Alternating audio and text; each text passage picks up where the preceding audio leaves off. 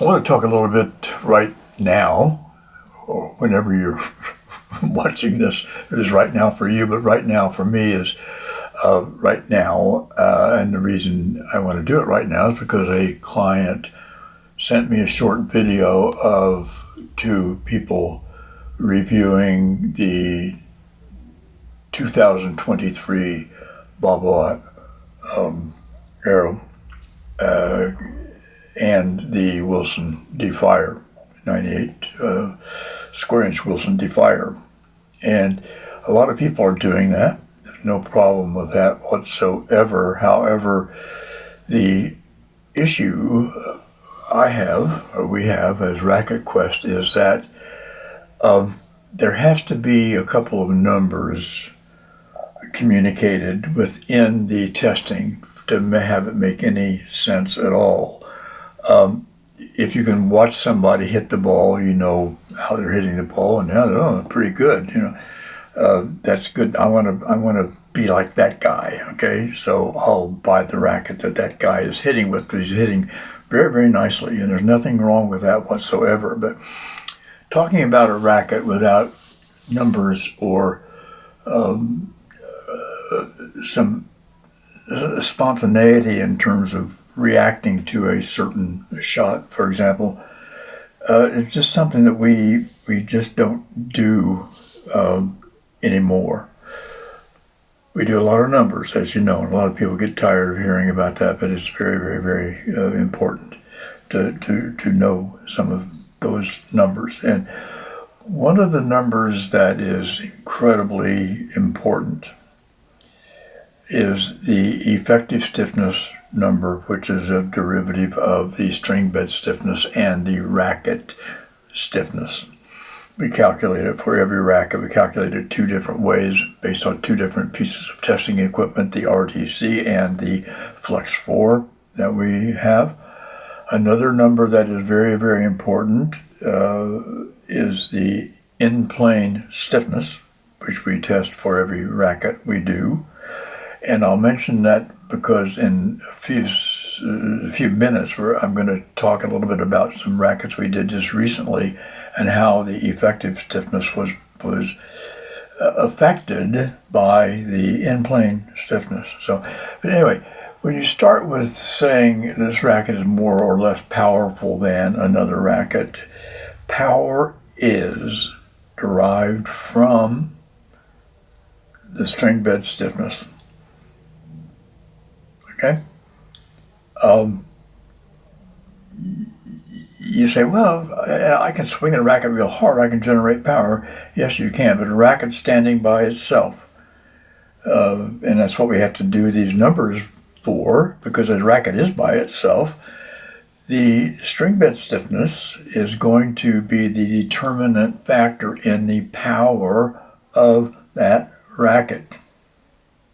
We do it string bed stiffness, and we also do the power index based on effective stiffness, which includes the racket to some extent, because people have always believed, and I can't disagree with this, that stiffer rackets do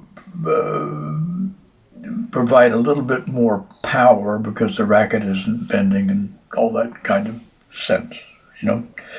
So when you talk about comparing two rackets, the first thing you need to know is what is the string bed stiffness of each of those rackets.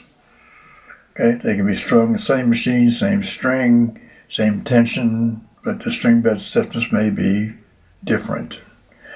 So to test the racket, two comparative rackets like they are doing, and like a lot of people are doing, not just them, and this is not a criticism of them. Of course, this is just a way of getting to the bottom line more precisely than just hitting with them.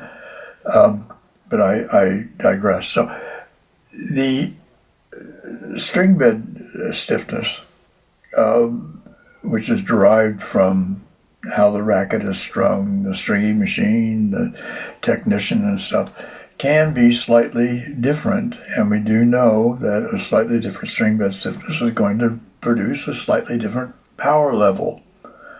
Or if you want to compare power to control, it's going to change one of the others. I'm not too keen on using string bed stiffness is very high as a means of total control. In other words, yeah, okay, I'll string this tighter and I'm going to have more control. Well, you're going to have to learn how to control the racket yourself as well, okay? So that's why the number is important. We try to take you out of, not you, we like you, we don't want to take you out of that, but I mean, we try to get rid of the player to the extent we can, because we have players that are not very big playing with the defier. We have players that are big playing with the defier. Now, who do you think is going to generate the more power when they get ready to crank a shot down the line? Okay, well, you can guess it's going to be the bigger player, bigger, stronger player. Okay, not necessarily better, but bigger and stronger. So the string bed stiffness then is very, very, very important. You must know what that is, and however you arrive at that is important. The benchmark machine has been for a long, long time the blah blah RDC, the Racquet Diagnostic Center. It's been around for a long, long time, and I suspect that most of the rackets you see reviewed anywhere, unless otherwise noted, are using the RDC to arrive at some of these numbers. The number we're talking about right now is the string bed stiffness. We make a device called the String Sense, which sort of replicates the Bobla RDC in terms of the area stressed, but it is a pure two-spring system. I don't know, we talked about this before, so I hear myself say this again, but I'm not positive what the algorithm is in terms of string bed stiffness, but it appears that there's got to be some voltage changes considered in it. I'm not sure, but we do that. There is we use the Beers tensometer, the Master 1000. Beers has one as well called the new 300. It's not Beers anymore. I forget who owns it now, but that is one. So you have 3 or 4 different ways of collecting this data, and you must have one. Okay, I don't care which one it is necessarily, but you've got to have one. You've got to know what that string bed stiffness is. Okay, when you get ready to hit the ball, is it going to take a couple tries to maybe get them so they're equal? Maybe, but if they're not equal, you can make that known. Okay, string bed stiffness of racket X is 52.3. String bed stiffness of racket Y, 49.8. Yikes. Okay, so we've told you. All right. So now we're going to go out and hit with them. But without those numbers, you just simply don't know what is going on to the extent you need to know if you're going to do a review of a racket or 2 rackets, or certainly a comparative review. Doing 1 racket at a time is not a big deal. You're not comparing it to anything else except maybe a previous version of that same racket, for example. But doing a comparative test and review, you've got to have some numbers, right? I am very interested in numbers, as you know, and what I mentioned earlier on. We did 3 rackets for a player / coach.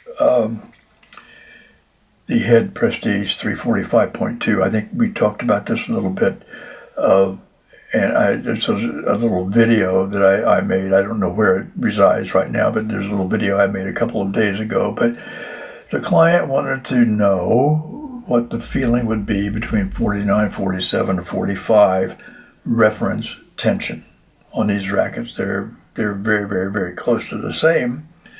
So you would think it's pretty interesting to find out. Our stringing equipment allows us to do that 2-pound increment and see if there's going to be any kind of variation. There's no distortion involved in the racket stringing process, so it's very, very, very precise. So, but what I was going to say is that one of the rackets, okay, had a slightly stiffer in-plane stiffness, and that had an effect on the overall string bed, and that changed the result from being the middle, the 47 reference tension, to being the stiffer of the string beds. So we put the effective stiffness number on these 3 rackets. Plus on the inside of the shaft, we put the reference tension numbers like we do on all of our rackets. On the outside of the frame, where the player can see it, we put the effective stiffness. Okay? So the point is, once we find out which one he likes, then it's perfect. We know exactly what to do, okay, with the other rackets, because we know the stiffness, we know the in-plane stiffness, we know all that kind of stuff. But the point is, the more numbers you have, the more numbers you know, the more comprehensive your reviews and your understanding of the reviews can be. If you're listening to this, watching this, and you're not a technician or racket stringer, for example, which is good, wonderful, I'm glad I'm glad you're a player listening to this and watching this, because you need to know this as well. You really do. So get to know it, all right? And so I will try to put this video. I'm going to put up on YouTube. I'll try to find the little short video we did of how we do the precise measurements of string beds and all that kind of stuff. But anyway, thank you very, very, very much for watching, and thank you guys for out there hitting with these rackets and comparing them. Please give us a little more data if you can, and everybody's going to be happy, and we're going to have the right racket for us. Thanks a lot, you guys. Bye.